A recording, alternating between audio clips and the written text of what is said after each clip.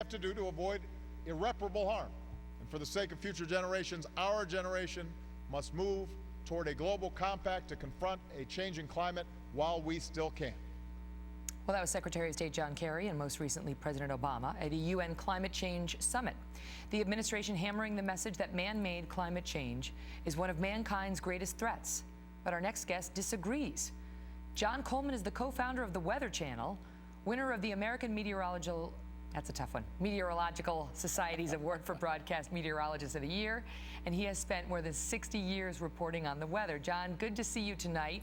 And so upset were you by the claims of man-made global warming that you wrote a letter to the UCLA's Hammer Museum for their forum that was called Tackling Climate Change. And you said you don't have both sides represented, and I'm here to tell you that man-made global climate change is a myth. How can you say that? Well, it's very easy, but thank you for having me on your program. You know, a climate skeptic can rarely get on TV ever since Al Gore made it a plank of the Democratic Party. And they say you're Looney Tunes if you don't believe as he does. You bet.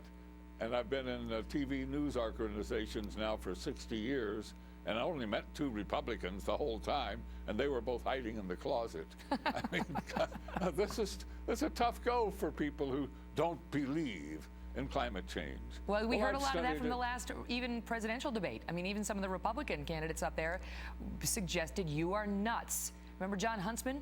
If you don't believe in man-made global climate change. Well, it's very difficult for anybody to be against it because the media has told the nation over and over again, day after day, for 20 years, that the oceans are rising, the polar bears are dying, the sea, the ice is melting, that storms are going to sweep the earth, and that we're all going to die of a heat wave. I mean, this is an incredible, bad science. What's your data to the contrary? A professor at UCLA named James Engstrom was very upset that the Hammer Museum Forum was going to not give both sides of the climate debate. So he suggested they should have Willie Soon from Harvard and me join that debate. And of course, we were turned down. Well, I wrote a nice memo to the people at the Hammer Museum, and that got picked up by my friends at the Heartland Institute, a think tank in Chicago.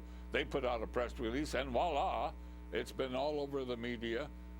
Not the mainstream media, of course, the internet, and but what's your data to the contrary? And soon the Weather Channel will be canceled altogether. They will push it out of existence since you've taken this position. But let's get specific, because you talk about how the efforts to prove the theory that carbon dioxide is a significant greenhouse gas and that it's causing significant warming have failed. And yet the data say that carbon dioxide was proven to be a greenhouse gas in the 1957 paper by Roger Revelle. The EPA says it's a greenhouse gas. The scientific community has accepted that it's a greenhouse gas, and that the amount of carbon dioxide in the atmosphere has gone up since 1958. Well, there are 9,000 PhDs and 31 scientists who have signed a petition that says it is not a significant greenhouse gas.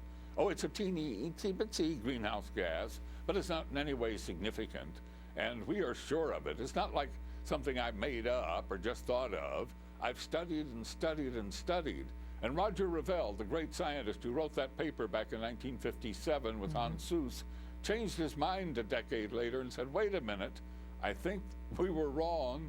Don't anybody panic. I don't think there's any global warming. And that's when Al Gore said he was senile. Al Gore, okay. Al Gore said he was senile. Now, okay, so speaking of Al Gore, let's remind the audience of what Al Gore said. Roger Revelle taught it to him. He got a D, and yet he has made $1 billion off of climate change. So shame on you, stand by, because I Al want to play Al Gore. So, and this is his argument, and then you can respond. Listen to him.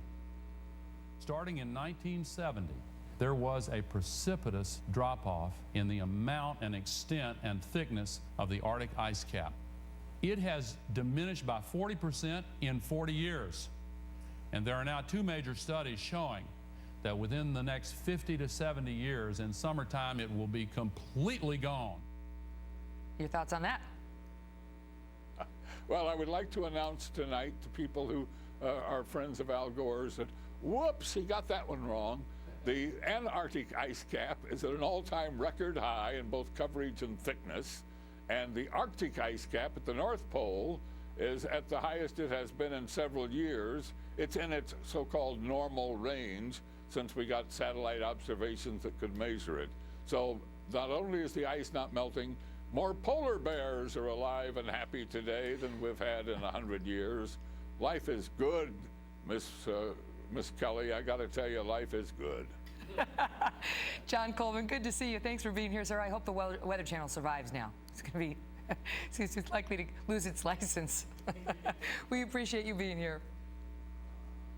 We're taking your thoughts on that. Follow me on Twitter at Megyn Kelly and go to our Facebook page, facebook.com/the